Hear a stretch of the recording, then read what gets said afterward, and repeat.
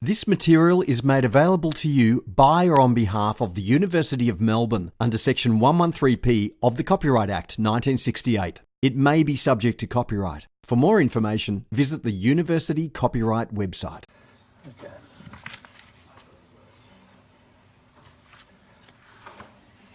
We're recording now.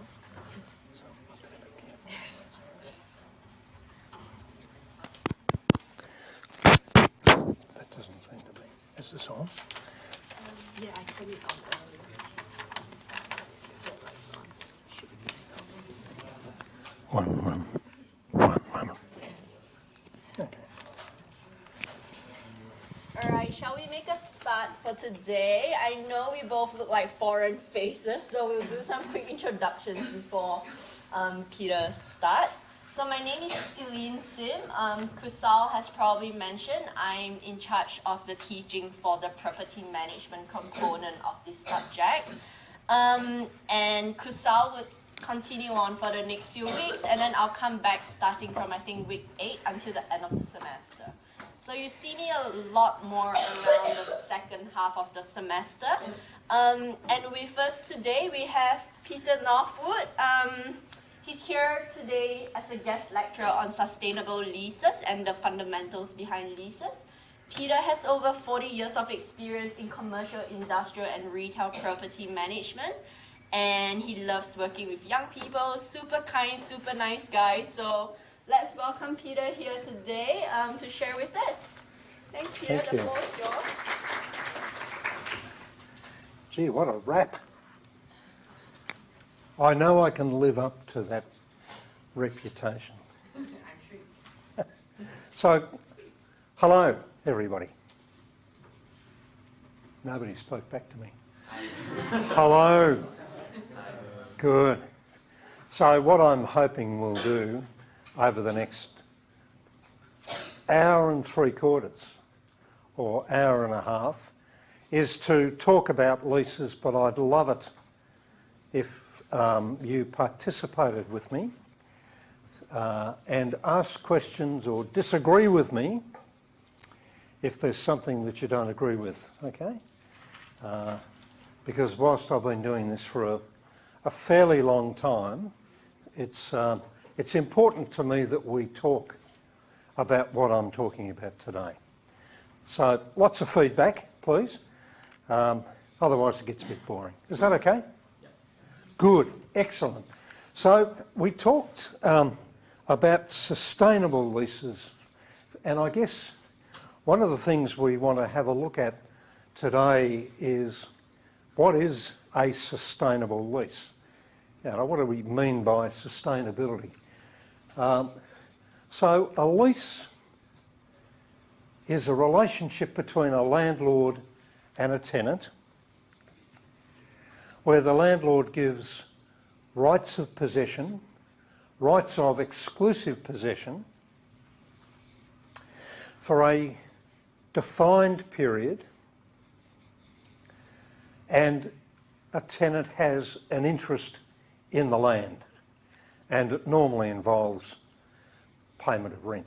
So that's pretty much what a lease is. It's between a landlord and tenant where the landlord grants exclusive rights of possession for a defined period, commencing ending date, and the tenant has an interest in land, and it normally involves payment of rent. This is a pretty interesting little building in this photograph because there are 3 types of leases in this building. What do you think they might be? Yeah. Oh, you gave all the answers. Well done. Commercial. That bit there is commercial leases. This bit up here is all residential. We don't talk about residential leases today. We don't talk about residential leases in this course. And there's a fair bit of retail going on down here. Eileen is going to talk to you about retail leases in a future lecture because they're a very specialist field and they're covered by their own legislation. So it's really important that we talk about retail leases to some extent. We're just going to cover those a little bit today, but we're not going to talk about retail in any great detail today. So good leases are the foundation of a good investment. Therefore, they contribute to and are essential to economic sustainability. That is, a sustainable investment with income. We were chatting about this in a meeting that I was in a little earlier today, and one of my colleagues and one of my fellow directors in a company that I'm involved in said, what's a successful investment? And I said, when we buy an investment property, we actually buy a property with a lease attached to it. And the success of that investment is based on how good the lease is. If it's a rubbish lease, then it's not a great investment. If it's a really good lease, then it's a sustainable investment. And this will contribute to the economic sustainability of the investment. Does that make sense? Everybody happy with that? So we're going to have a bit of a look at green leases. Green leases aren't leases that are coloured green or on green paper. but anybody familiar with a green lease? Anybody seen a green lease? No. Okay, well, green leases tend to put obligations on the landlord and tenant to act in sustainable ways.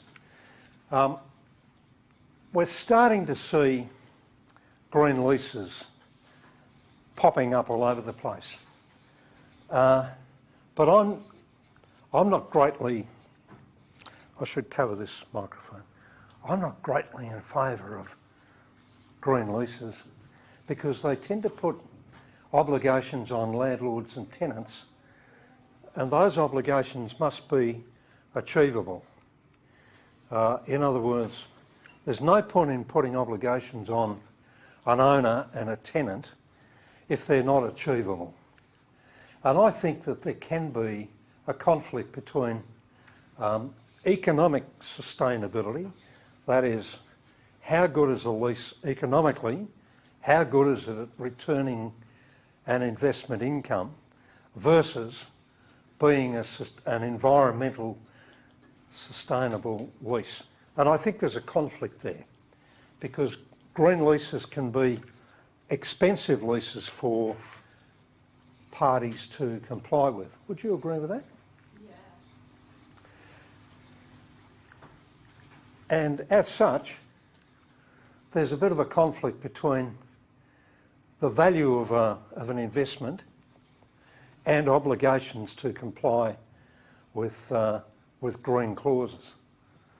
Like I'm not quite sure what a green clause might be, but you might have lights that switch off when you leave the room, only come on when you come into the room. You might have air conditioning that starts later in the day or only goes to a certain temperature.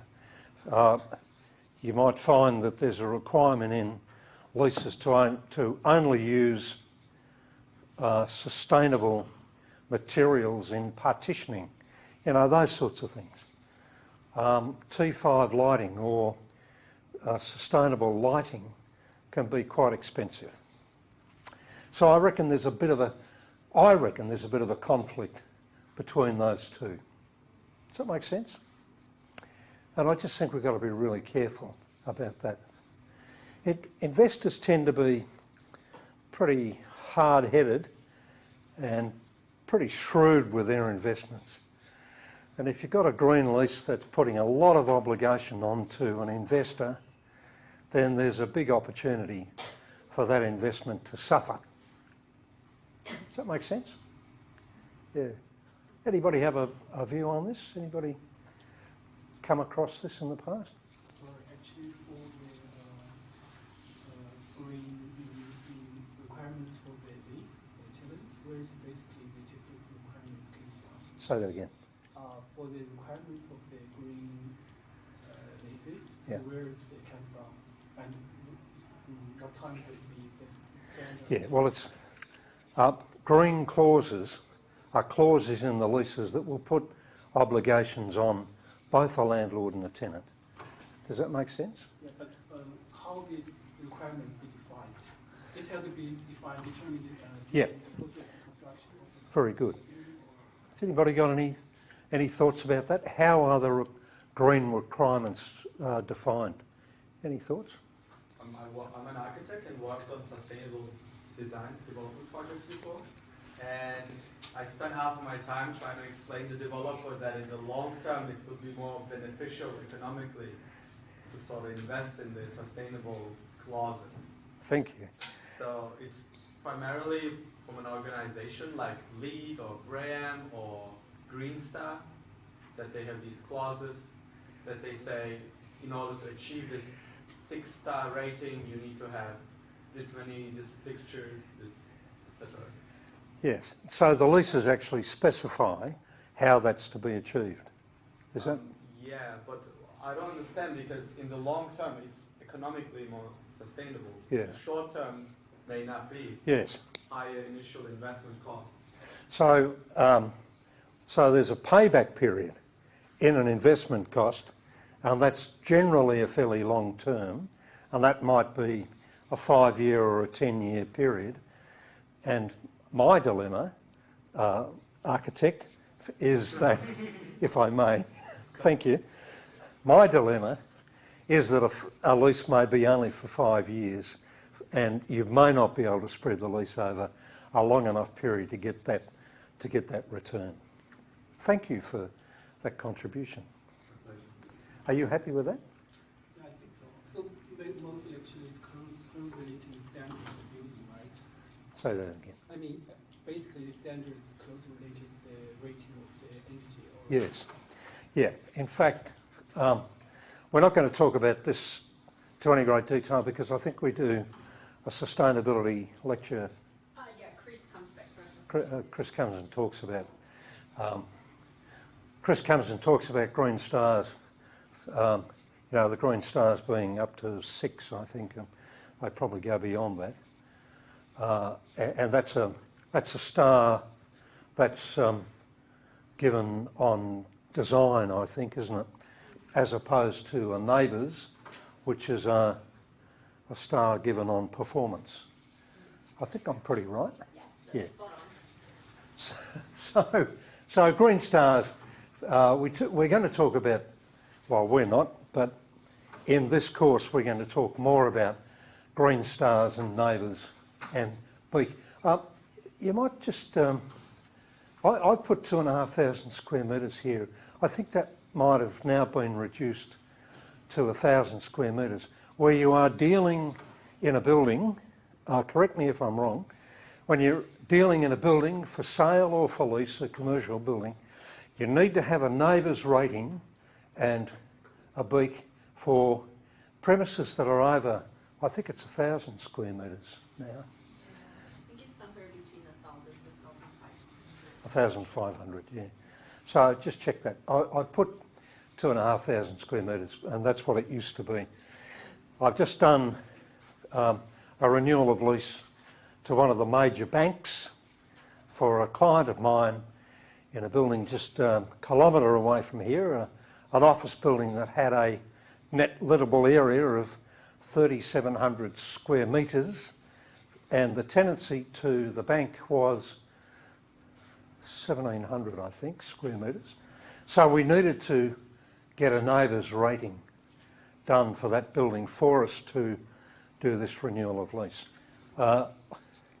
This is one of the green requirements. My client had no idea what a NABERS rating was or what environmental performances were.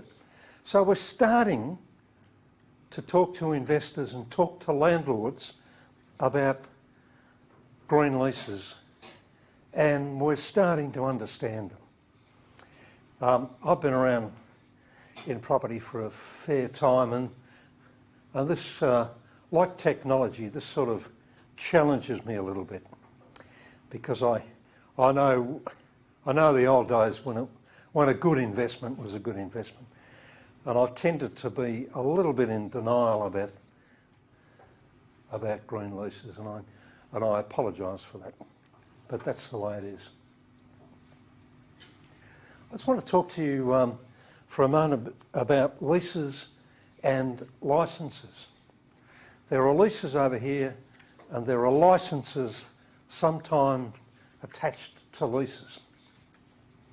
So what's the difference between a lease and a licence? So a licence gives a licensee a right to occupy land, but not exclusive possession.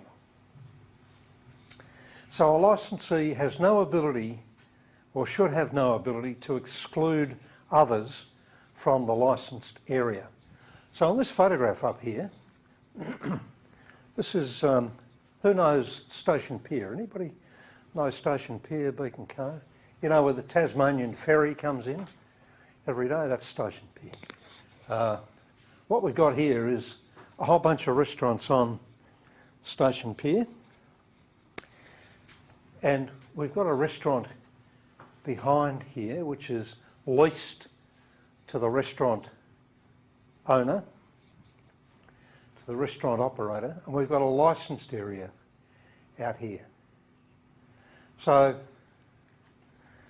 this fellow has a leased area here, or a leased area in here, and he's got these outdoor tables and chairs. So when you walk down Chapel Street, or you walk down Bay Street, Port Melbourne, or any street where there's cafes, you see tables and chairs outside, and they are held on licence because the owner of the cafe has possession but not exclusive possession. So a licensee cannot exclude others. So he's got to bring these tables and chairs in every day. However, this is the dilemma.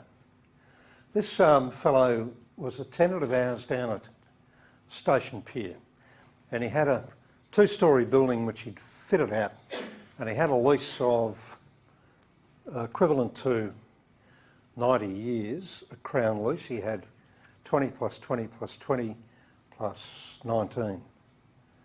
I think that adds up to 99 years, something like that. So he's got a lease and options to renew. And he had a licensed area here, which he built in, because down at Beacon Cove you get wind and you get rain, and it's facing the bay, and it's pretty uncomfortable. So he actually built this area in. Now that sort of broke the rule about exclusive possession. Like, he was not meant to have exclusive possession of this area here, and he was meant to be able to take those tables and chairs in every evening rather than leaving them out there. He got a bit shifty on us, this fella. So he actually built this in. That's the line there between this leased part here and this licensed part here.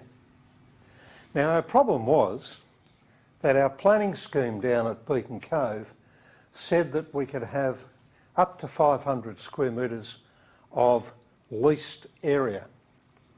As soon as this fella enclosed this area, it effectively became a leased area, and we flew in the face of our planning permit. So we had a big problem.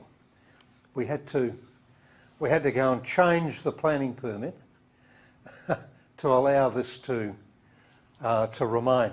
Otherwise, we would have had to have said to this fella, sorry mate, you've got to knock this down, because you can't have an enclosed area there that's licensed. So you can see my problem. This occurred before I got involved in this property, by the way, just for the record, so that you know that it wasn't me who did it. but somebody else did. So it was a really interesting little situation. And I actually got on with this fellow really well. We became sort of good friends because we had a bit of a fight about this, and then we went and changed the planning permit, which allowed, we had to go to the Ministry of Planning and get the planning permit changed down at Beacon Cove to allow more than 500 square metres of retail down there. So that was really interesting exercise for us to do. Anybody know Rex Hunt's Delish Fish down at Beacon Cove? And it's an exclusive fish shop down here. Rex Hunt had a lease over part of these premises, and he also occupied a whole bunch of area out here with tables and chairs under umbrellas and so on. And he decided to sell this business. So he had a lease over his premises, and the buyer's solicitor came in and said, "What rights have you got to actually occupy this area outside here?" And there was no agreement in place for this fish and chip shop to actually occupy those areas there. My client owned that area, didn't own this building, but owns that area there. So they came to us and they said, "Can we have a licence to occupy your area?" So we very quickly put a licence together which enabled these people to sell their business with a lease over the leased area, which we didn't own, and a licence over this area that we did own. And in doing their due diligence, they discovered that they didn't have any rights to occupy this area here. So we did a quick licence based on the number of tables, the number of chairs, and the City of Port Phillip have a scheme whereby you can put tables and chairs outside in the street. You pay so much per table, so much per chair on an annual licence fee. So we use that licence fee to enable us to do this. That's pretty interesting, isn't it? Interesting sort of situation. Any questions so far? So what would have happened if the City of Port Phillip actually realised he didn't have a licence before the government? That's a really good question, Eileen. This was owned by the state government, and this area is actually on a freehold title. So the state government didn't realise that this was being occupied. Had they realised, they could have told this fellow to remove their table and chairs and not use the area because they had no rights. So that's what could have happened. So when they sold this business here, the solicitor was smart enough to say, well, you're selling us the business, and you're selling us the business that's come about because of this outside area. Where's the agreement? How can I continue to use that? So yeah, I could have said to him, fold up your tables and chairs and go home because you've got no rights. I mean, building on the question, right? Would the state government be able to claw back for the past few years which they haven't paid for the license area? That's a beautiful question, and I love it. Thank you very much. Yeah, by rights, the state government could have said to me, "We will grant a licence here if this fellow pays us a licence fee for the previous years." And they could have held these people to ransom. They didn't. So thank you for the question. They didn't, but they could have. They could have said, "Well, if you want a licence there, pay us the last 5 years' licence fees as well." But they weren't that tough. So that's all. That's good. Good question. Thank you. So that's pretty interesting. So Elise, this is just another picture of this. Rex Hunt's had a lease of that part there, and this was the bit owned by my client, the state government, on freehold title. So a lease can be enforceable against a purchaser, but not a licence. So that's why a lease is so important, because a lease goes with the property with a sale. So when you're buying a property subject to a lease, you want to buy a lease that's a pretty good lease as an investment. So a licence creates contractual rights but does not create an interest in the land. So that's the difference between leases and licences. Any questions so far? This is pretty important stuff to understand. Yeah. Are there any other common occurrences where a license would work in a similar manner, like any other kind of uses or like commercial sort of space, like an internal atrium or something like that? Yes, yes. Mostly coffee shops in ground floors, office buildings are on licences. There's car park licences. There are storage licences. So licences are pretty flexible for uses like that. So if you go into 120 Collins Street or any of the other major city buildings where there's a cafe on the ground floor, they're generally held on licences as opposed to leases. Yeah. Is that good? Yeah. Yeah, good. So a lease is enforceable against the purchaser, but a licence is not. A licence creates these contractual rights, but does not create an interest in the land. Okay? Any other comments or questions? This is pretty important stuff to understand. In the past, we've had a few exam questions on this sort of stuff. So what are some of the objectives of leasing? Why do we do leases? The quality of the tenant and the risk profile is of paramount importance, as is the quality and quantity of rent that's generated. So an investment is defined, in my view, by the quality of the tenant and its risk profile. Some investors have quite a strong appetite for risk, but for that elevated risk, people will want to see an elevated return. So if you've got $1,000 and you stick it in the bank, it's pretty safe, but you get no return. You take the $1,000, stick it into a riskier investment, you're going to get a higher return. So the quality of the tenant and the risk profile is pretty important. I was asked to have a look at a property in Clayton Road, Clayton. Anybody know Clayton Road? Clayton Road, Clayton? Very vibrant little shopping area. And this client of mine came to me and said, there's a bank coming up for sale. I want to buy this. I want to buy this bank. And it eventually sold for about a 3.4% return on investment. Do I need to explain about cap rates? So, or a capitalisation rate, and you understand. If I want an 8% return on $1 million, I can only invest the amount that's going to return me an 8% return. This client said to me, I love this bank.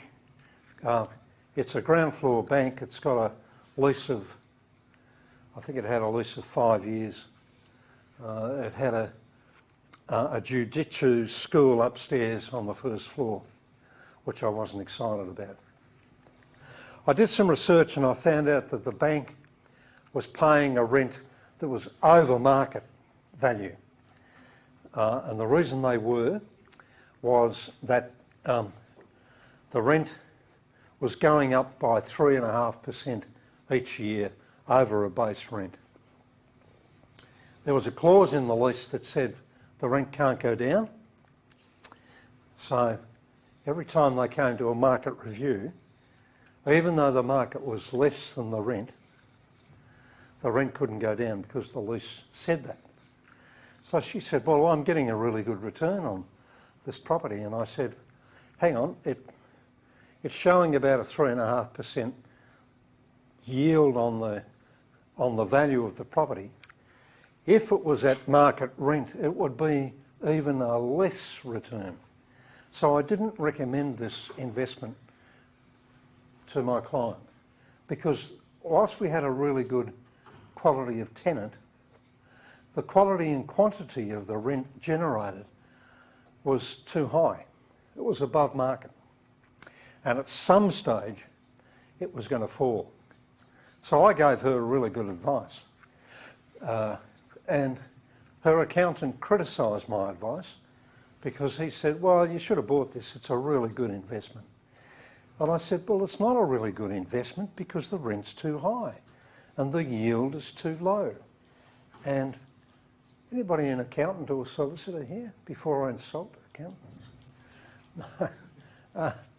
What I find is that people rely on advice from their accountants and their solicitors, and they don't talk to people like me, and they make bad decisions.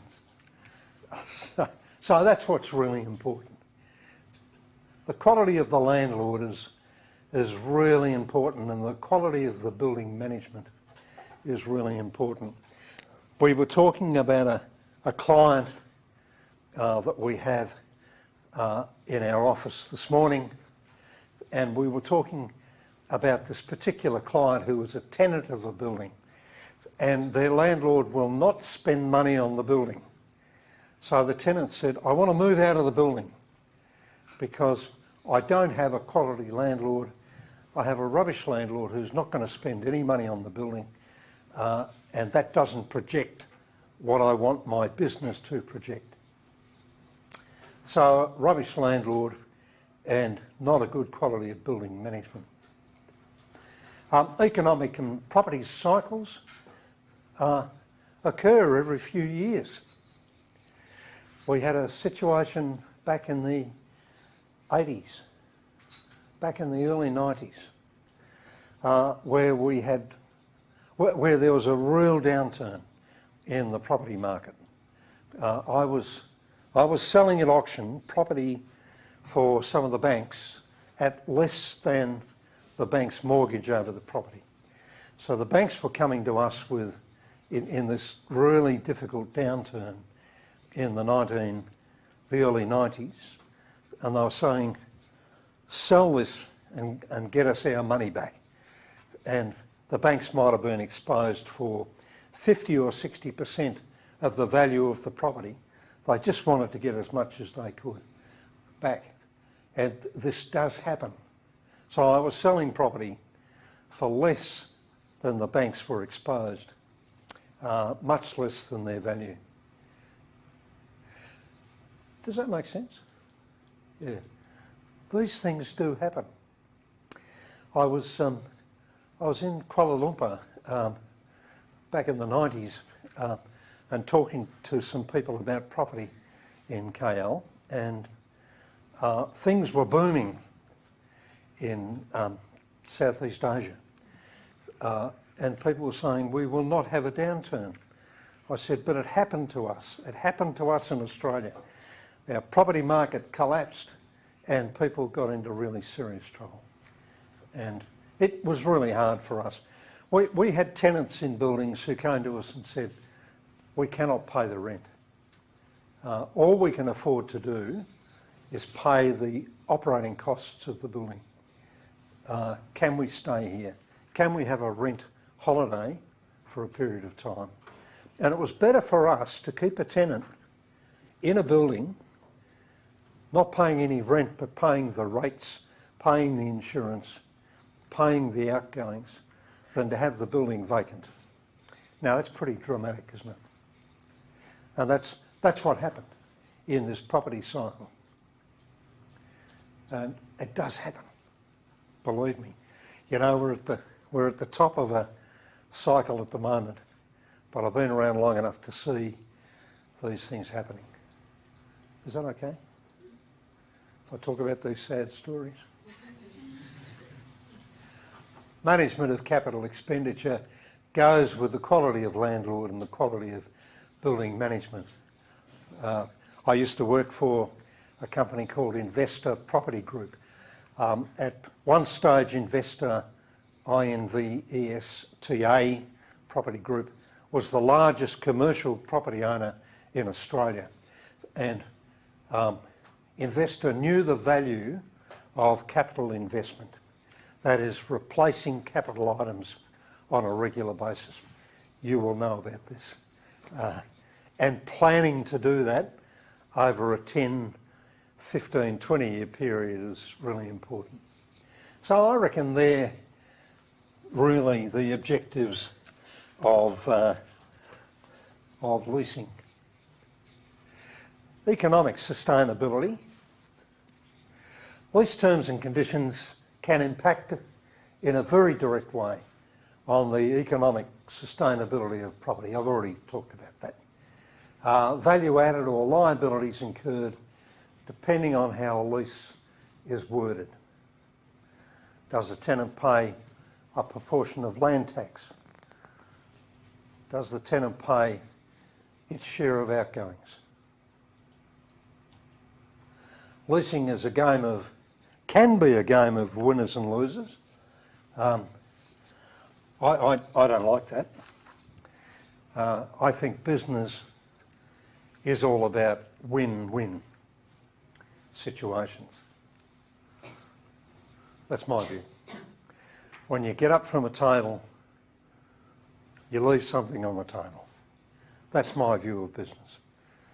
And I can still walk down Collins Street without people hating me, because I think it's really important to leave something on the table. So leases should be a win-win situation. I don't believe in business of winners and losers as smart investment.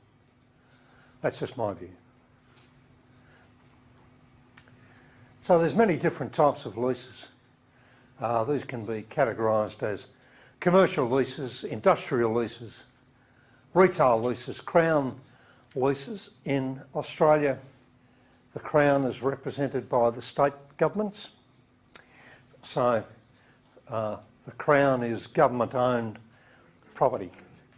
All of government property is vested in the Crown.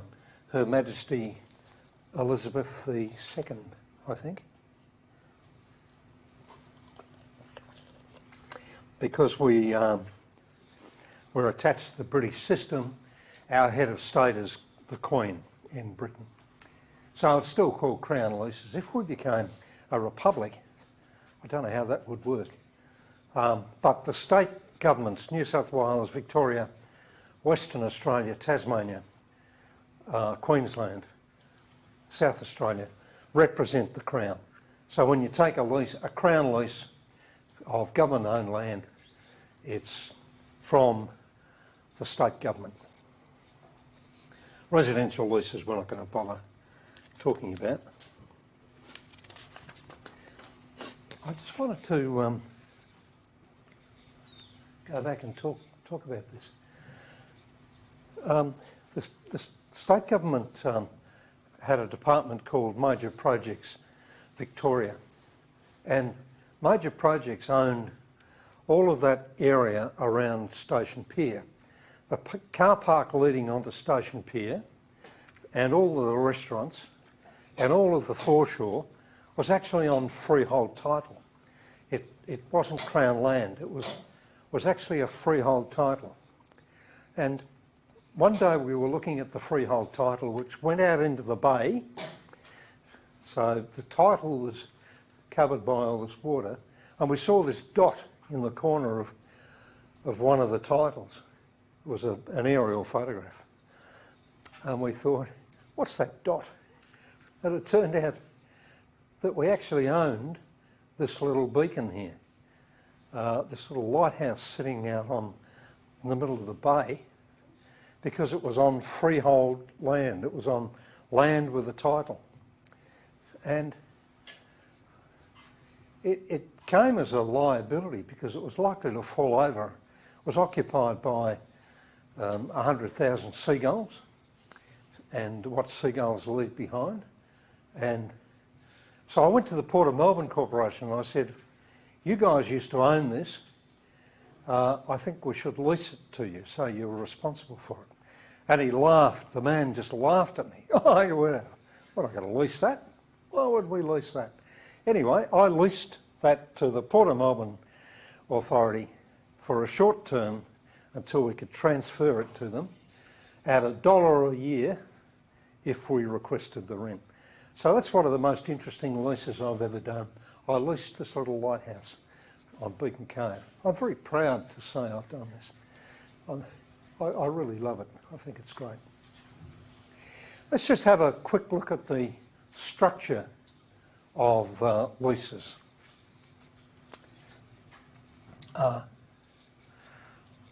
This is really important to understand.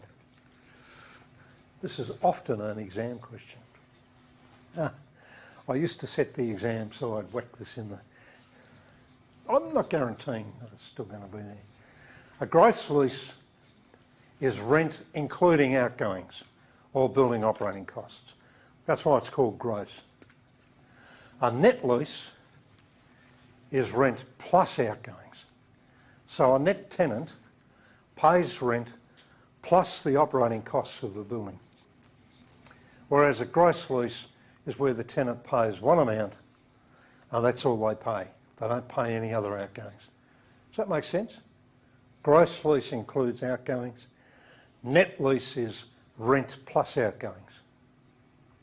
And there's a thing called a semi-gross lease where parts of the outgoings, where a tenant might pay increases in outgoings over a base year, or the tenant might pay statutory outgoings, that is municipal rates and perhaps state government taxes. Does that make sense? Okay, pretty important. That's the boring stuff, but it's important. There's a bit of a leasing food chain, and some of these documents are documents that are included.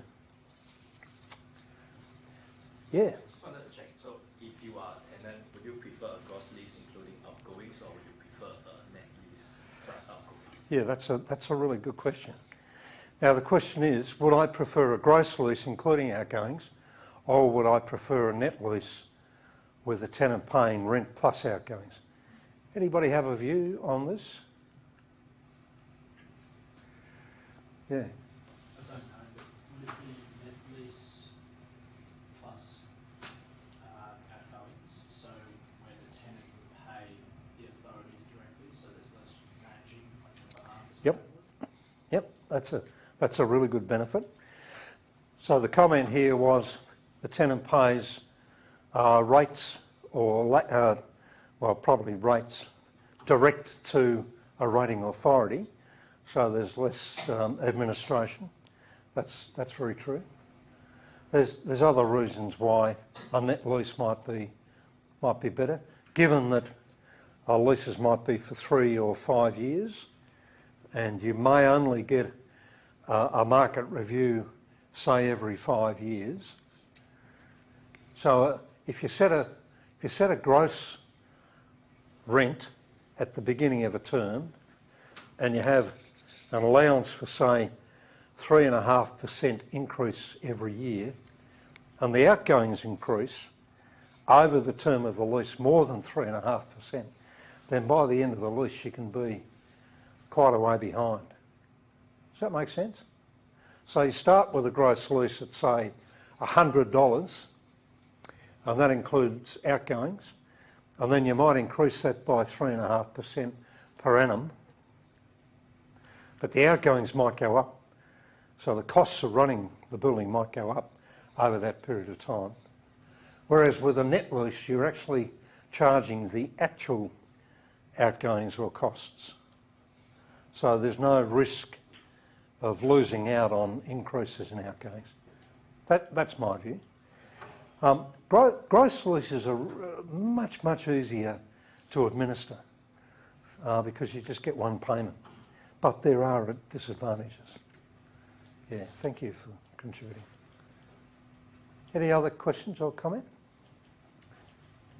There we go. Good. Okay. So these are some of the documents you might find. We call it the leasing food chain, but there might be an agreement for lease. This often happens where you've got a developer who's prepared to develop a property and is going to lease it to a tenant. And so before the property is actually developed, you would have an agreement to lease that development at the end of the development period. Or there might be a ground lease, which is a lease for a bit of land where the tenant actually builds their own building. Head leases and subleases and assignments we're going to talk about in a moment. Variation of leases and deeds of renewal are just documents where a lease needs to be varied or a deed of renewal needs to be prepared. I've just done this deal with one of the banks. At the end of their, I think they had an 8-year lease. We've just renewed the lease for 2 years. I said, instead of doing a whole new lease, which is a very complex matter, why don't we just do a deed of renewal?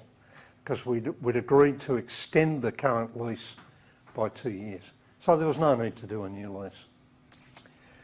Variation of lease might be a similar thing, or you might do a variation of lease where you've done a rent review and you want to record the new rent. Okay?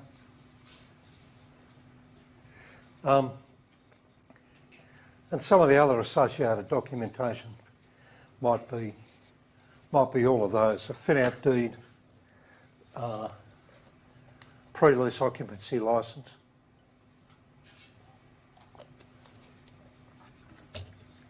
Building rules are pretty interesting because commercial leases in major city buildings often have a whole bunch of building rules attached to the back of the lease. And they say things like you cannot hold an auction in your premises, you can't light fires in your premises here. A whole lot of things about how a building like 101 Collins Street or Rialto is actually run. And these building rules are attached to the back of the lease, but they can be varied. They can be changed. And generally you tell the tenants that you're going to change them, but you've got every right to change building rules, whereas you can't necessarily change lease documents. Personal guarantees and bank guarantees we're going to talk about a little later. Let's talk about options to renew. Anybody know what an option is? An option to renew is?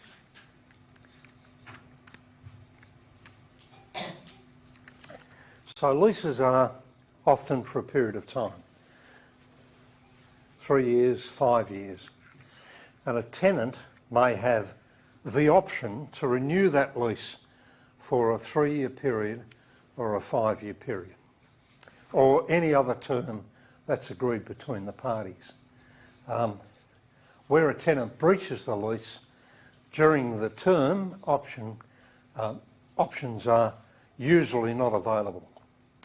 I don't like options to renew because options are a tenant's option, not a landlord's option. So a tenant may have a 5-year lease with a 5-year option, which ties up the landlord for 10 years. Some years ago, the National Australia Bank decided it didn't want to own its branches anymore, so it sold all of its branches. Australia Post did the same thing. What they offered was a 5-year lease back with 3 options each of 5 years. So people came to us and they said, hey, we bought a National Australia Bank and we got 20 years. And we said, well, no, actually what you got is 5 years and you're tied up for the next 15 years because you've given the bank an option to renew. So you've got only 5 years security, but you can't do anything with this property. You can't redevelop it or you can't release it because the bank has 3 options of 5 years. So you gave the bank 20 years security, they've only given you back 5 years. And I think that was almost unconscionable conduct, to be honest with you. And Australia Post did the same thing. So we had a situation in South Melbourne, in Bowen Crescent, where I sold a building, this is some years ago, development site with a building on it for $7 million. I sold it to a client. And the client was going to knock it over and build a beautiful new office building. It's where the TAB still are or used to be, down in South Melbourne. What we found was there was a sandwich bar on the ground floor. Now the sandwich bar was just a crummy little sandwich bar, not smart sandwich bar like we get today, but just a little takeaway food shop. And they had about a year to go on their lease, but they had an option for 5 years. And we had to buy that option back from them before we could knock the building over and start a development. So the sandwich bar owner was just an ordinary sort of person with not lots of money, but he could see the dollars. Here's my retirement. I'm going to sit here until somebody pays me a lot of money. We ended up, this is 10 or 12 years ago, we ended up paying him $500,000 to get him out. And $7 million, $500,000, that doesn't sound like a lot of money today, but back then it was a huge amount of money to buy this bloke out. And he went and retired on the Gold Coast, you know. Thank you very much. So I don't like options unless you control how they're maintained. That's my little bit of advice. I've boasted about, Yeah, could you just briefly share with us how do you value a option to renew in that case for the one that, how do you come up with that fund? Yeah, that's a really good question, thank you. And it's a question that I've been asked before, and it's really something that's hard to value. How much do I want your option back from you? You've got 5 years to go. What's it going to cost me to delay my development for 5 years? How much value are you going to be able to extract from me? So I look you in the eye when we're negotiating and I think, how little can I pay this man? And you're looking at me and saying, how much can I get out of you? So the answer is it's very hard to value. It's about how much I want that option back and what it's going to cost me if I don't get that option back. So in the event if both parties cannot come to a mutual agreement on that amount, do you actually engage a third independent valuer or whatever? Yeah, you might do that. You might have an agreement, but there's no basis of agreement for the surrender of an option.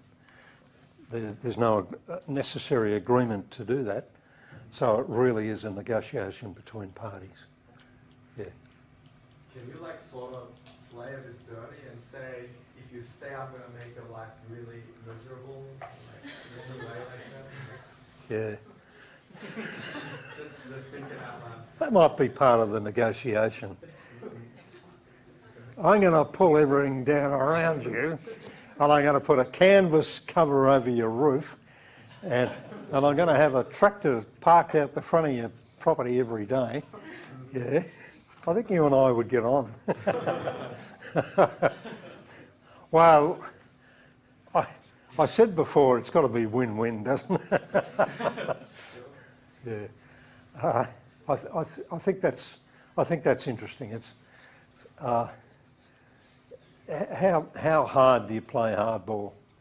Because hardball can come back and hit you sometimes. I sometimes wonder if you don't walk in and you play the soft.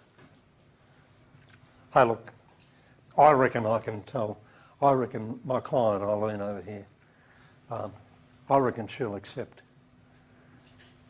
50 grand. That's a lot of money to you, isn't it? Yeah. And you've got a solicitor behind you going, 50? Ask for 10 times that. Oh, I don't know. You know, it's a negotiation. Yeah. Peter, I'm confused. If I'm a landlord, I rent out my property 5 years ago. The contract will say 5 years. So this year the contract already, the year expired. But the tenants have right to stay 5 more years. I don't have right to take my property back, is it? If a tenant has a lease and an option, then you don't have the right to take it back. But since our contract already expired in this year, if I want to open my business in this property, I want to use this property to my business. Why?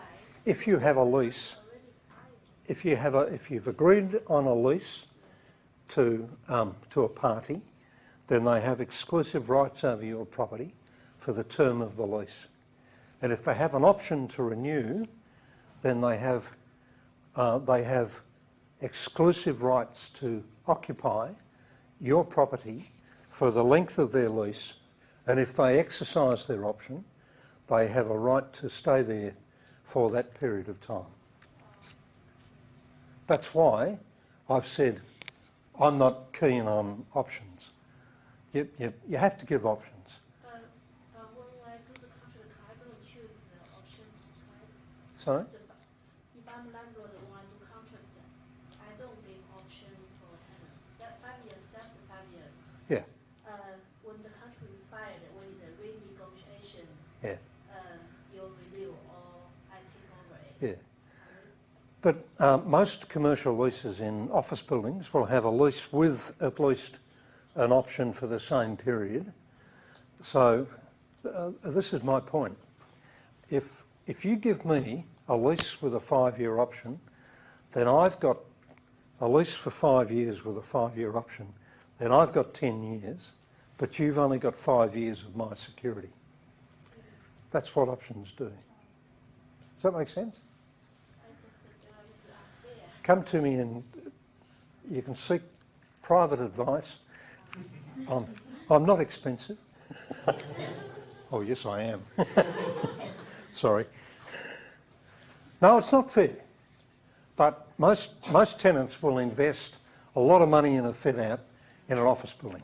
Okay, so let's say 1,000 square metres might cost fit-out might cost $500,000.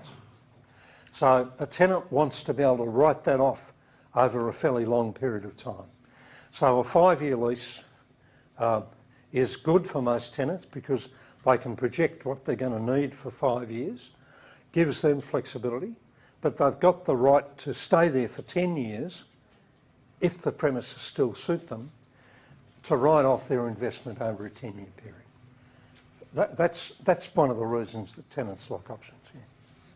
The options, if the tenant chooses to extend into the option the extended period, how does rent review work with that? Is that under the same arrangement, or does that rent review at the start of the option, or how does it just? Yeah, an option to renew is usually on the same terms and conditions as the original lease. There is normally a market review at the beginning of an option period, of the renewal period. Most leases provide these days for 3.5 or 3.75% increase annually. So you'd have the market review at the beginning of the option period and then 3.5, 3.75% each year after that. Make sense? Yeah.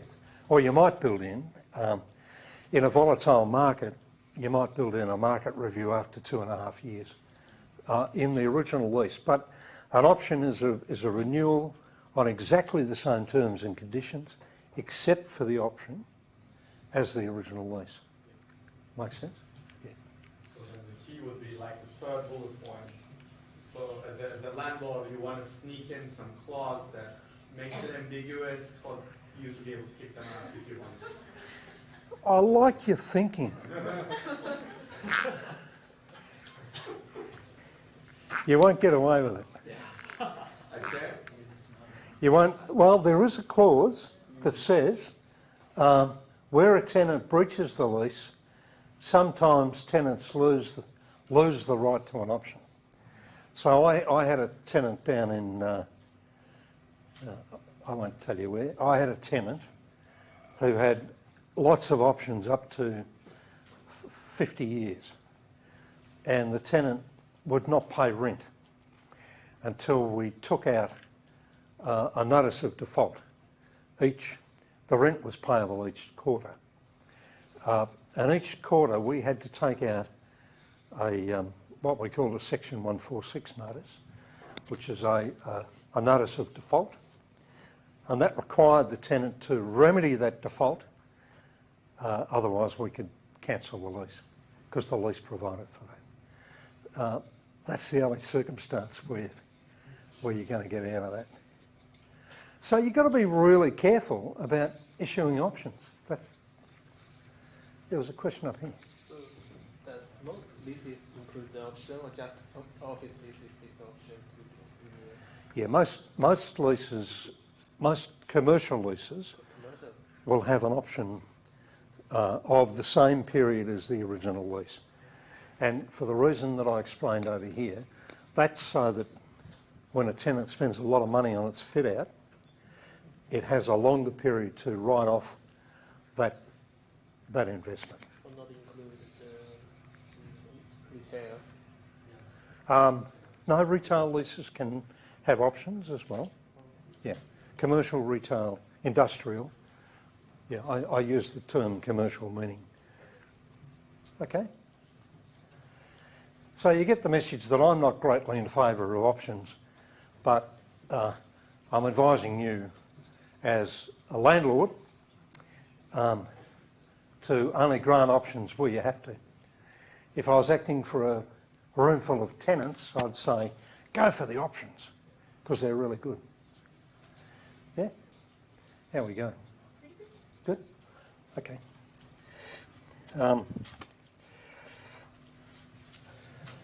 Different types of leases. This is a little pier in the bay, which I also negotiated the lease to the Port of Melbourne Authority, and there's my famous lighthouse. There are four, so see, holding up 5 fingers. There are 4 essential elements of a lease. Now, this is really important. There's got to be parties to a lease. There's got to be premises defined. There's got to be rent or some other consideration. And there's got to be a term, commencement and duration. So if an agreement lacks one of these, then an agreement might be void, or there might not be a lease at all. We've got till 5:15. So we're doing all right. So the parties, there's got to be a landlord and tenant, and possibly a guarantor. A business trading name like Coles is not a suable entity. So there's got to be a suable entity. There's got to be an individual that you can sue, or there's got to be an corporation or an incorporated body. So Coles Supermarkets Australia Proprietary Limited, if that's who they are, it's got to be somebody like that. Can't just be Coles. Can't be a trading name. Can't be Katie's. It's got to be Katie's Stores Proprietary Limited. It's got to be a suable body as a party. Premises, which is the area over which the tenant has exclusive possession, are usually measured in accordance with the Property Council of Australia guidelines.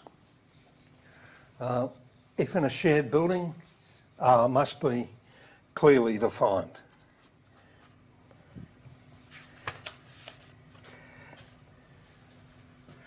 I had the misfortune once that I had a very nice but rather silly, stupid solicitor who used a plan granting a lease of certain parts of the floor to two tenants at the same time. So we came out of the lift lobby and he wrote the plan for the tenant on the left-hand side to have access to that, and he wrote the plan for the tenant on the right-hand side to also have access to that. And it didn't do my reputation any good. So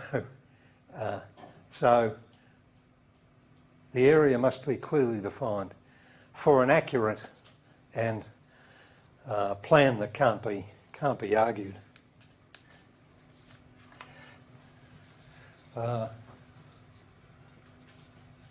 Rent. Rent is the most fundamental obligation. Lease should also say how rent should be paid. I had a tenant in a major city building who ran a news agency on the ground floor. Tenant hadn't paid rent for 6 months. I took over this building. My employer had a zero tolerance for arrears of rent. No tolerance for arrears of rent. The board of Investor Property Group, which was a public company, said there is no tolerance, there is no reason for a tenant not to pay rent. And the board required that there was zero arrears in the portfolio. That was pretty tough, I've got to say. But I went to this news agent who was an older man, and I said to him, unless you pay rent by the end of next week, I'm going to close your business. And he went white in the face. He hadn't paid any rent for 6 months. I had trouble feeling sorry for him. I went home that night and I thought, this guy's going to have a heart attack. He's going to die on me because I put so much pressure on him. And the next day, I came back and there he is in my office with a cheque for the 6 months' rent. If you do not pay rent, I'd like you to be in my office. If you do not pay rent, you do not have a business. You don't have premises. So rent is the most fundamental of obligations. That's where the investor gets their return, isn't it? No mucking about. If you don't pay rent, I'm going to chuck you out. Okay? We used to manage some factories in Dandenong. Pretty average part of Dandenong, small factories. And we used to lock people out if they didn't pay rent. We used to go and change the locks. We'd stick a notice on their premises and we'd lock them out. Now, I locked a fellow out one time and I had a call from the fraud squad from the Victoria Police. They said, can we have a look through these premises? And so I let them in. And the detective came up to me with a pistol in his hand. And he said, we found a pistol in these premises. We couldn't find any bullets, but I'd be a little bit concerned about this particular fellow who you've just locked out. You know, the bloke owned a gun. And I thought, no, this isn't good. So you need to take your target very carefully. I didn't realise this bloke was a killer. Anyway, I'm here to tell the story. So that's good fun. Yeah, they were sort of interesting days. It was a bit Wild West out there, and we used to lock people out fairly regularly because the only way to get them to pay rent was to lock them out. Tough. So the term must be a commencement date on a fixed or determinable date for a definite period of time,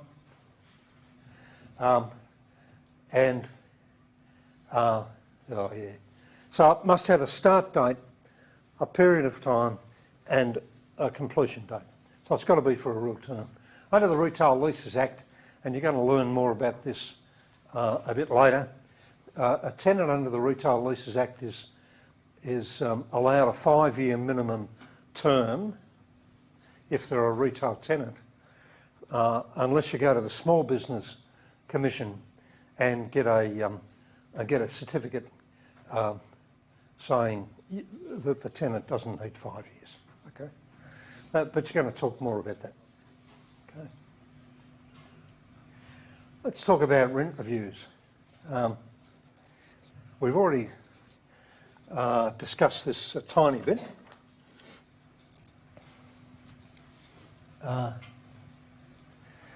So the ways that a rent can be reviewed are pretty much by a fixed amount, that is, an amount every year, or a percentage increase.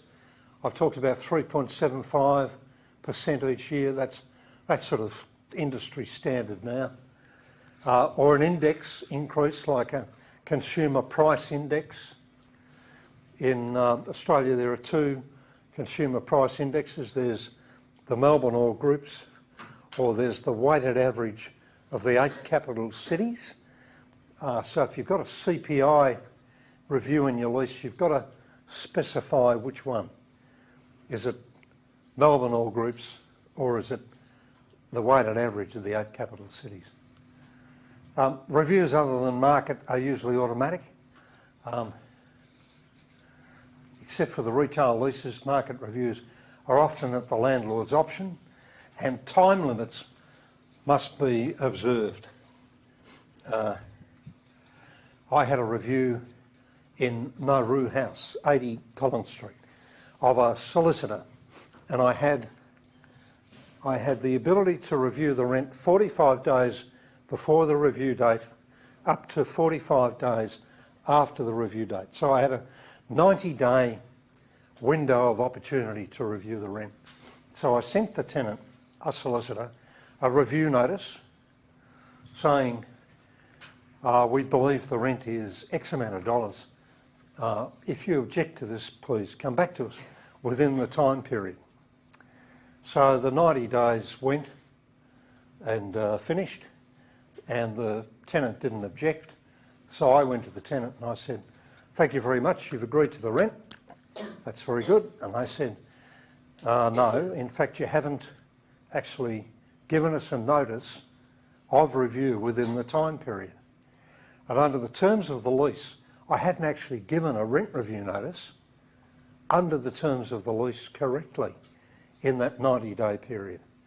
And that caused quite a bit of consternation, I should say, quite a bit of difficulty, because they picked up something in the lease that I hadn't complied with, and they were probably right. So we got a whole lot of Queen's Counsel involved, a lot of senior legal people involved, cost us a lot of money.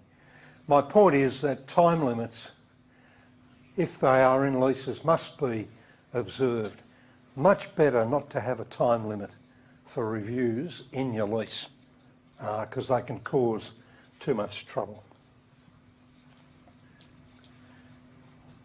Let's talk about outgoings.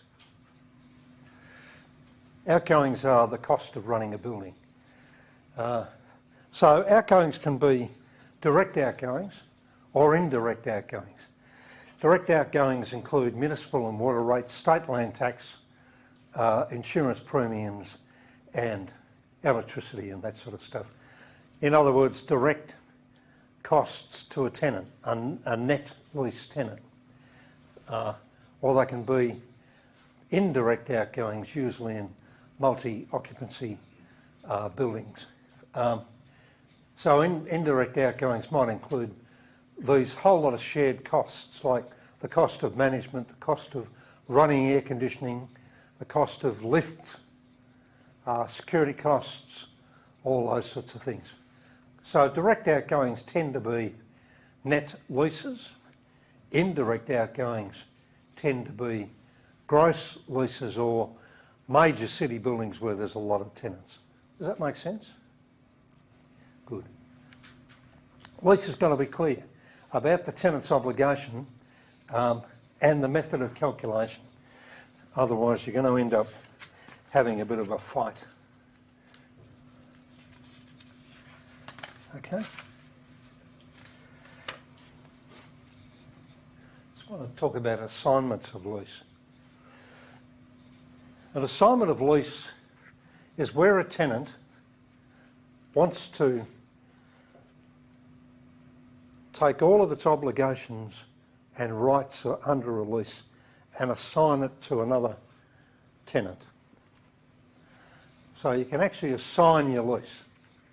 And that is, you take your lease and you assign it to somebody else.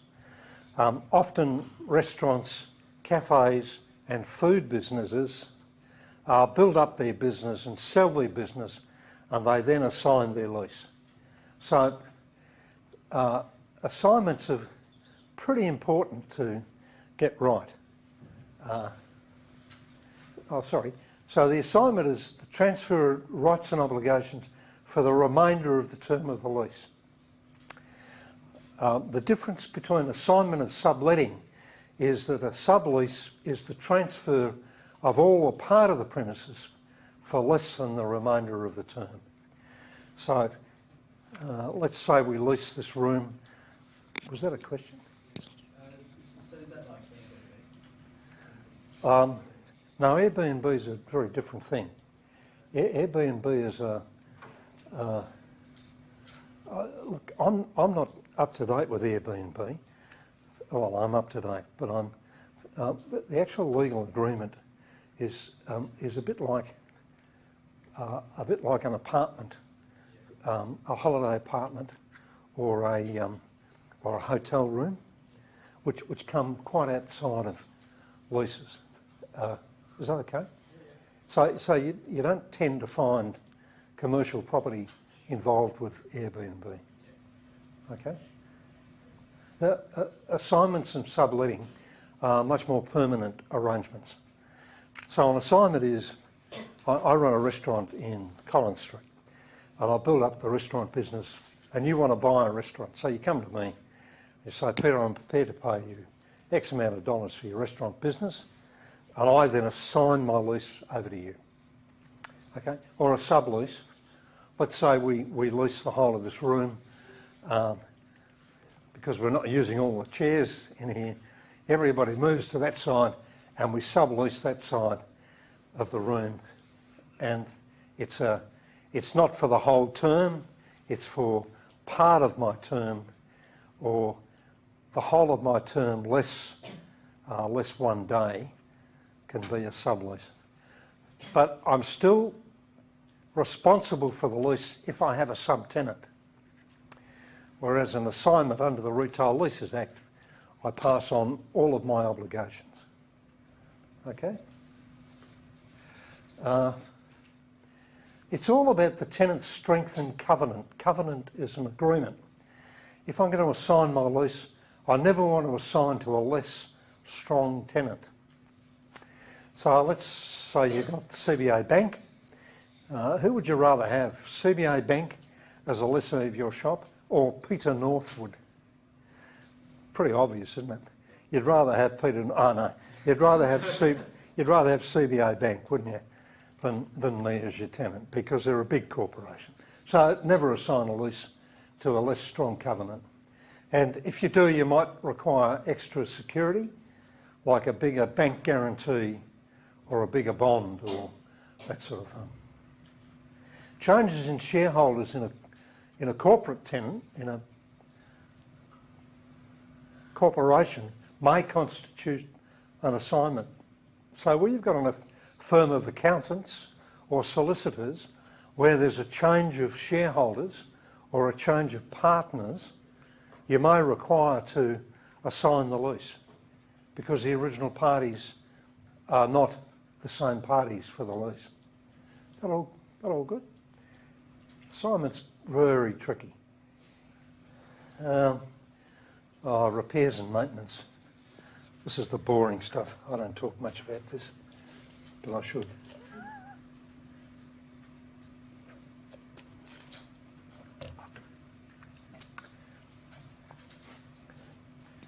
This was prepared by a solicitor. After rent clauses, the most important clauses in the lease are about repair. And that's true. Of all the problems we have with leases, it's about who's responsible for what repairs and maintenance. So critical issues include fair wear and tear or structural and capital repairs. So fair wear and tear and capital or structural repairs are normally not a tenant's responsibility. Capital being replacement of plant and equipment like lifts, air conditioning plant, those sorts of structural repairs. If the lease is silent on repairs, then there might be a Mexican standoff. That is, you're never going to agree. Really, really difficult part. Okay? Really important to have this clear in your lease as to what people's responsibilities are. Let's have a bit of a look at make good. Make good is where a tenant vacates premises and has to make good those premises, usually back to base building or the condition at which they took over the premises by removing their fit out. So a tenant in a city building takes 1,000 square metres, 2,000 square metres, then fits it out, moves light fittings, moves sprinklers, none in here, moves all of those base building things to suit their fit out. Really expensive stuff to do. So there are in most leases a make good clause. Whereas a tenant moves out, there's a requirement to take the building back to base building and then offer the premises again. I prefer to negotiate a settlement for make good rather than require a tenant to take a building back to base building. There's no point in the tenant ripping out its fit out and then going back to base building and another tenant coming in and changing all the base building again. That's not sustainable. That's just foolishness. So I would prefer to say to a tenant, the cost of your make good is $500,000 or $1 million. I will take a contribution from you of $1 million, and then I might do some work in the premises. To an incoming tenant, I'll say, here's $500,000, take the premises as they are and fit out to your requirements. To take it back to base building is going to cost me $500,000 anyway, and it's a waste because the tenants aren't going to come in and change it all again, except for architects' fees. There's no benefit. Sorry. Does that make sense? Shell and core, so What's that? I worked shell and core. It wasn't my duty to fit out. It's interior design. Yeah, yeah, good. Okay, so we offer a shell. Yeah, okay. But it's good. Yeah. Does this make sense to everybody? This is all about, to a tenant, a make good can be a really expensive component.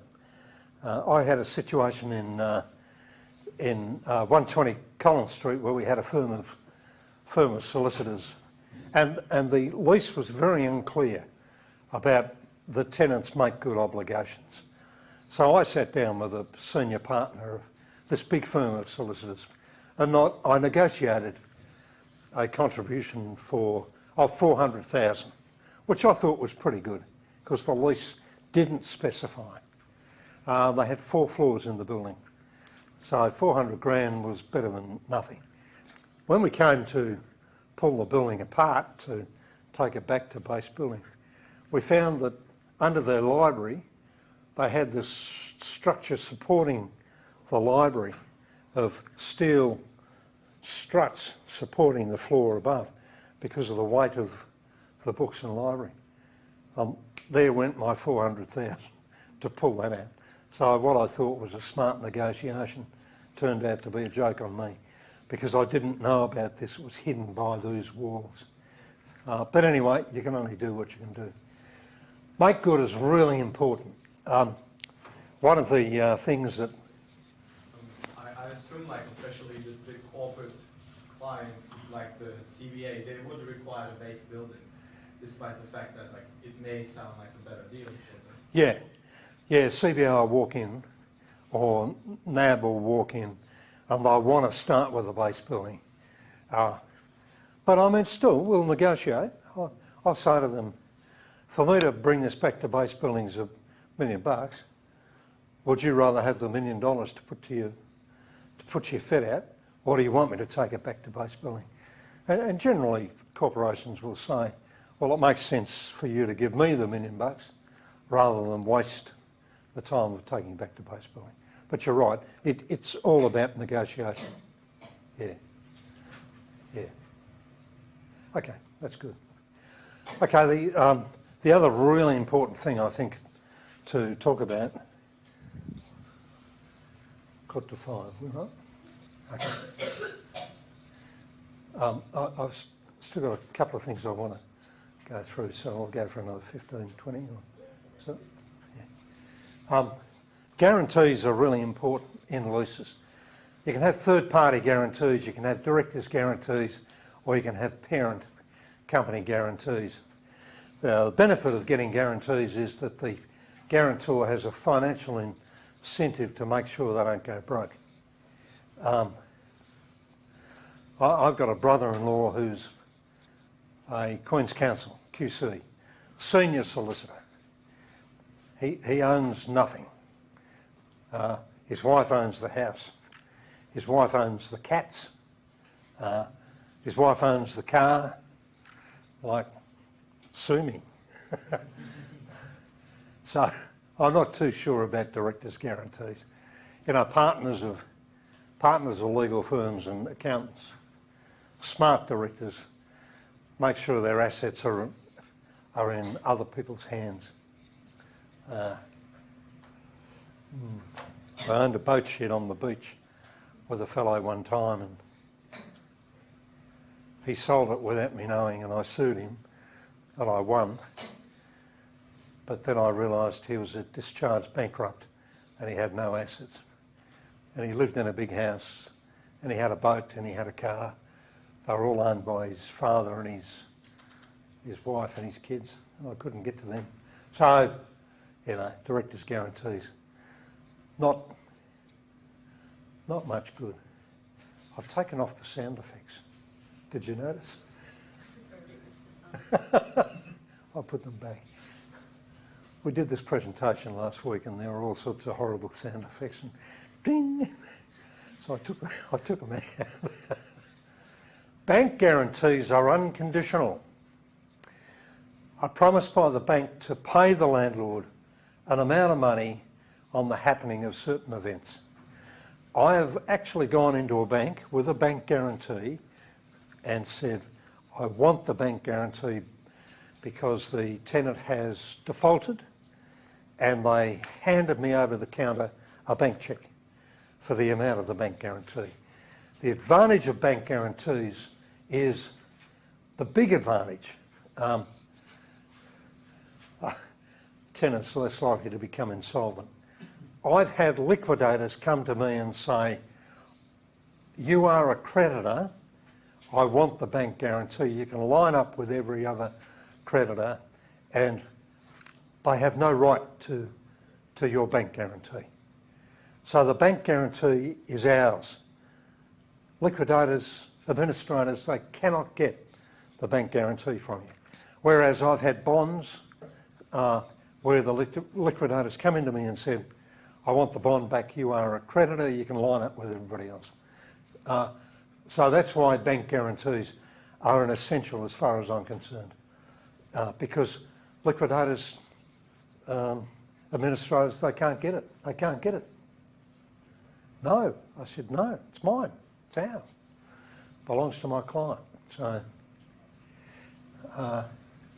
So they should be in favour of the landlord, not have an expiry date, be unconditional, and be in respect of rent and all the tenants' other obligations.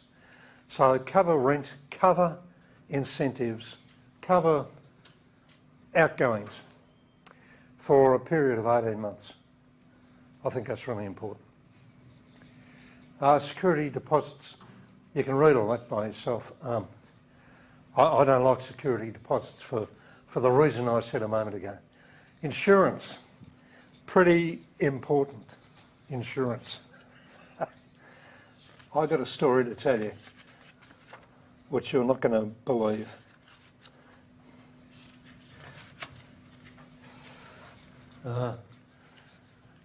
Insurance is really important. Is insurance in the tenant's name or joint names? Is the tenant required to note the landlord's interest? How does the tenant have to prove insurance? I would prefer that landlords take insurance and then charge it on as a recoverable outgoing. You're not going to believe the story I am about to tell you. We had a building in Smith Street, Collingwood. I was Director of Property Management in a company. I said to my staff member, has this tenant renewed their insurance because it expires today at midnight? And he said, oh no, I'll ring him up. So he rang the tenant and he said, your insurance certificate of currency expires today. Can you renew please and fax me a copy? This was in the days of fax, not email and scanning. Can you fax me a copy of the certificate of currency? So the tenant got on the phone to his broker and organised the insurance. Next morning, ABC News. Ladies and gentlemen, there has been a fire in Smith Street, Collingwood, and number 51, Smith Street, Collingwood, burnt down overnight. Now, that was the premises that I sent to my property manager. Have we checked their insurance? Phew.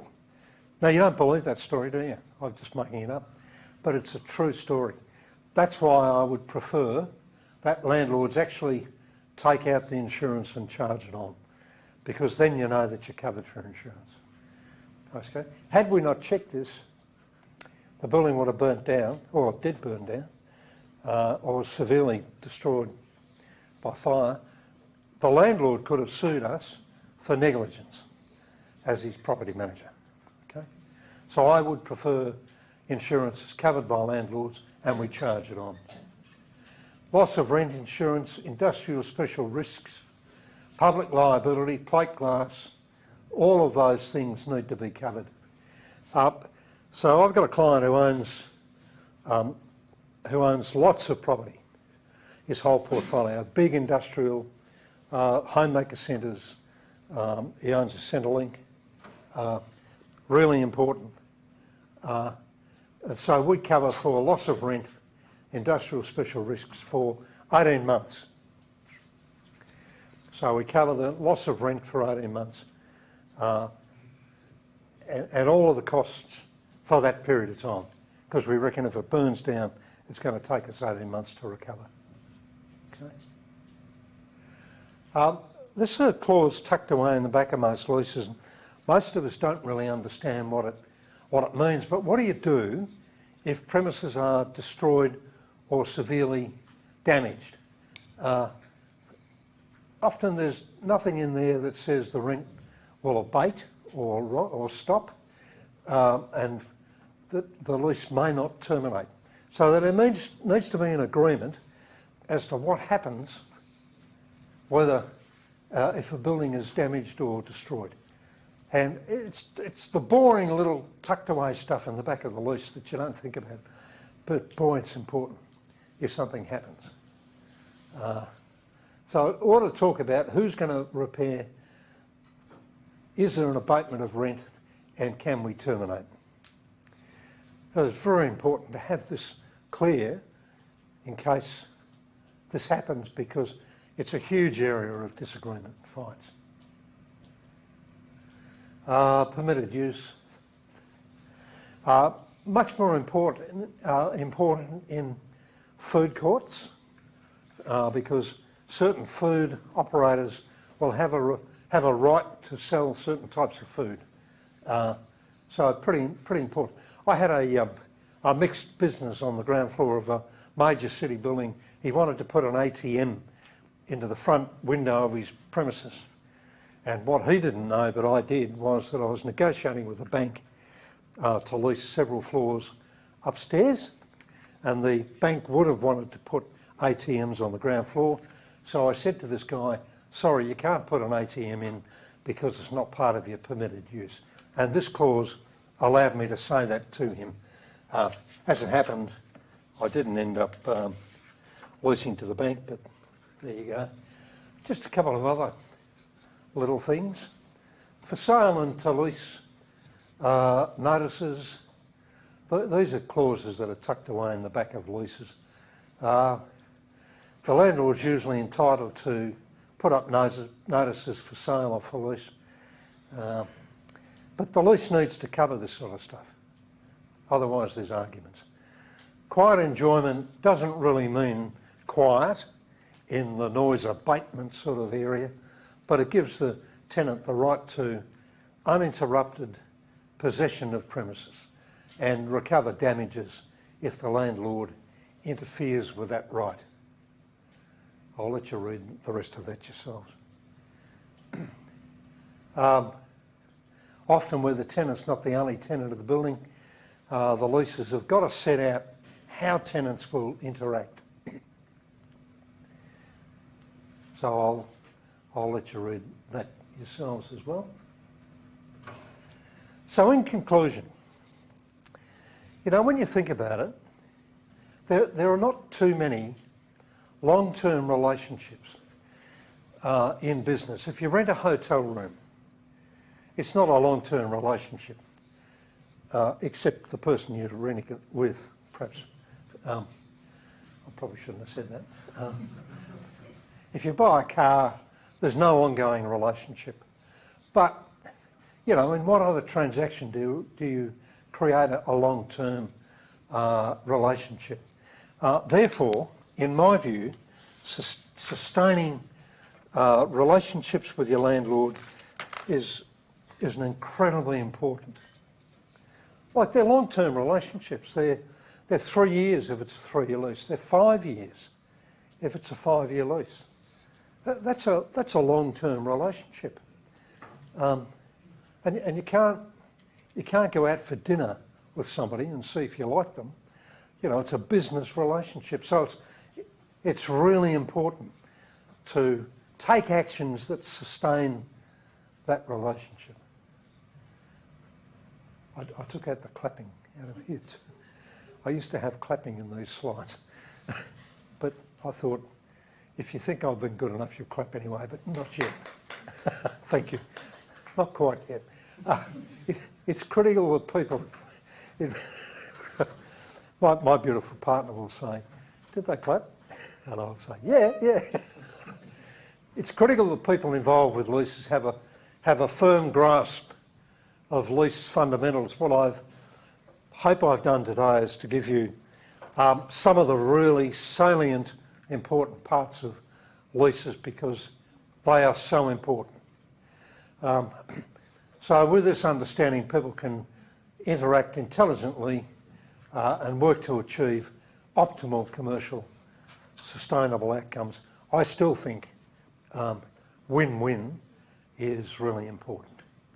So in my view, leases are the basis of the value of commercial, industrial, retail property. Without a good lease, you don't have a sound investment. Any questions? I hope I haven't exhausted you, but I've really enjoyed this. Thank you. You've been a really good group to present to. Thank you. I just have one question. Yeah. It just came up when you were talking about assignment, subletting, and then permission of use. So, I so happen to have a friend who rents a place to run a brunch business, and I'm sure you're familiar with pop-up stores these days. And then we have another friend who's planning to use his restaurant at night to run a pop-up business for, let's say, a month or 2 months. What do you do in those sort of scenarios? Because it's technically not subletting, because you're not giving away a portion of the place. No. You're not assigning as well. No. So what do they have to do? It's a side agreement to have a business agreement, I think. Mm-hmm. And it's not I don't think it's a property agreement. Yeah. It's But do they not have to inform the landlord? They might be wise to inform the landlord, because that may not be allowable under their permitted use. But I think an agreement like that is more a business agreement rather than a property agreement, because it's clearly not an assignment, it's not a sublease. Yeah. It might be a licence to use premises and equipment. Yeah. Independent of the And it's probably not a bad idea to advise the landlord. Yeah. Is that good? Yeah. Any other questions? Okay, well again, thank you. You've been a really good group, and enjoy the rest of your day.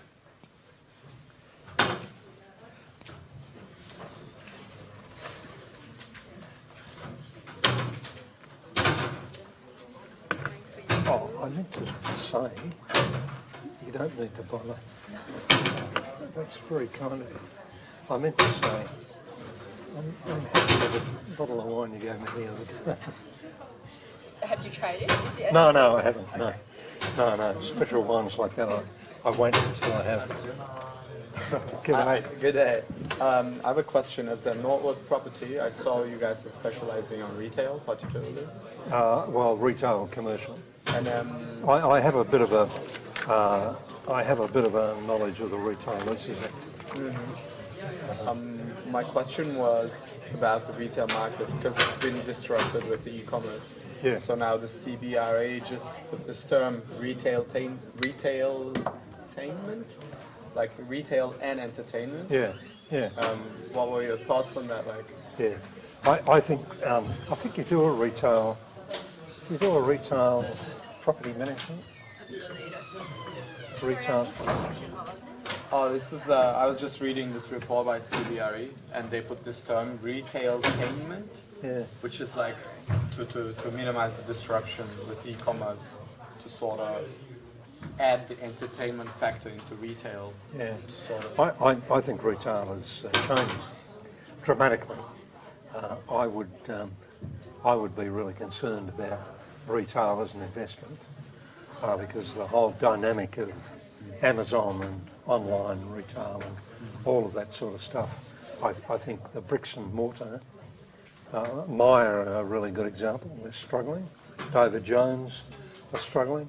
I think the big Southlands, Eastlands, Gandels, Chadstone will always survive. But I think the whole nature of that is changing. I really do. I don't know where it's going. Savills put out some CBE's put some really good stuff out. Savills put some really good stuff out. Go online and in fact I printed a thing recently which I was going to send to you for your retail management lecture, where the whole nature of retail is changing. And I just think, through my super, I've got investment in some property trusts, and I think some of those retail centres are going to struggle in the next 10 years. I don't know, I might be wrong, but Well, so I think maybe part of the report was probably suggesting that it's no longer just like a sale of goods, but a shift more towards using retail for a different purpose. Experience. Yeah, more of an experience, activities, all those sort of, I can't remember what you call that, where you lock people up in a room and then they have to figure out things and get themselves out of Escape that. rooms? Yes, escape rooms, right? So I think a lot of these, they're permitted and still covered by the current Retail Lease Act. But then it's just that we're seeing a shift in the usage of the retail spaces for different functions or activities instead of the traditional Myer buy and sell. Yeah. Yeah. Yeah, well, I live in Mordialloc. And the main street of Mordialloc is, the retail there has changed enormously in the last 5 years. It's gone from retail shops to foodies, top quality restaurants, cheaper eats and stuff like that. Almost the whole of the strip has become specialist foodies, which is a pain because you can't get a park. Because people come there and park their cars for 3 hours, and I can't get into my supermarket because people park there, and it's not been well planned. I don't think. Yeah. Is that good? The parking requirements with the planning permit. Yeah, I'm not sure the councils are really up to date with this, to be frank with you, because parking is because there's a whole bunch of restaurants. I can't use my local neighbourhood shopping centre because I can't get a park. You know, It depends on who owns the parking as well. Because when council owns the parking, there's not that much they can do. Yeah. Besides, they won't want to charge someone who wants to go grocery shopping for parking. Yeah. But whereas if the parking's owned by like a neighborhood centre, for example, there's one up in Fitzroy. There's a Coles there where the parking is sort of owned in between by the council and the people who are using the building, Coles. Yeah.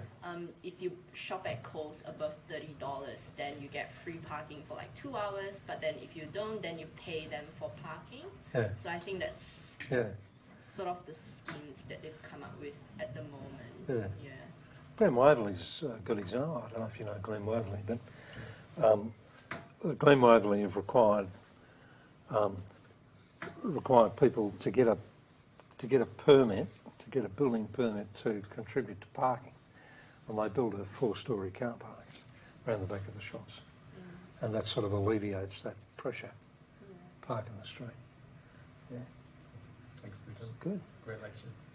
Thank you. Thank you. That's very kind of you. Good to see you. Actually, I have questions about the deposit. If it's different from the commercial and the residential, so after the deposit has already been paid, so who right order of the ownership of the deposit? Is the tenant or is the landlord? I'm sorry, I didn't. About the deposit? The security deposit. Oh, yeah, security so deposit. Who have the yeah, so under the Retail Leases Act, security deposits need to be invested by the landlord, and the interest goes back to the tenant at the end of the term. So the landlord, I believe, doesn't get to retain the interest on the security deposits.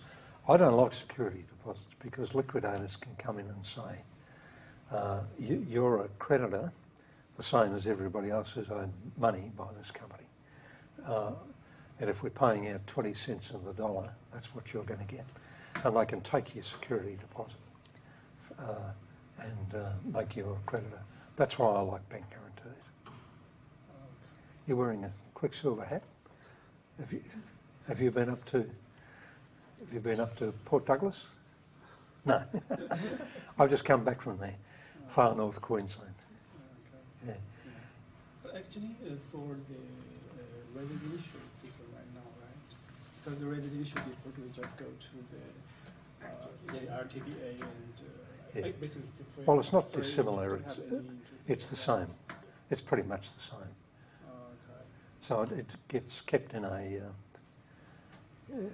separate deposit, and it goes. I think I'm just not sure where it goes. It goes back. The retail. When you're doing the retail leases lecture, ask, are you doing that? Yes, Peter, you're diverting to me. Handball. Yeah. So that's something that we might talk about. Look, I'm not an expert on security deposits. I don't like them. We can check. I believe they're required to go into a trust account, deposit account that earns interest, and I believe the interest goes to the tenant.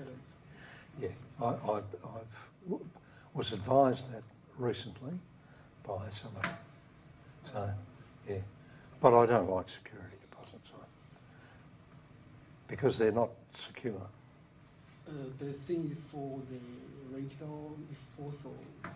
Yeah, the retail leases. There's a good damage or some dispute between the two parties and for the repairment or for. Yeah, I'd prefer a bank guarantee because a bank guarantee is secure, and you can go to the bank and they'll cash it in for a bank cheque.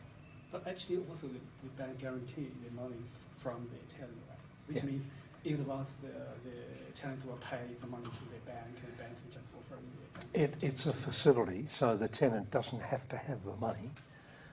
So we've got bank guarantees of $500,000 or $1 million, and the tenant doesn't have to deposit that, but they have to, like any other facility, they have to have access to that amount of money, and it's more like a facility, if you like.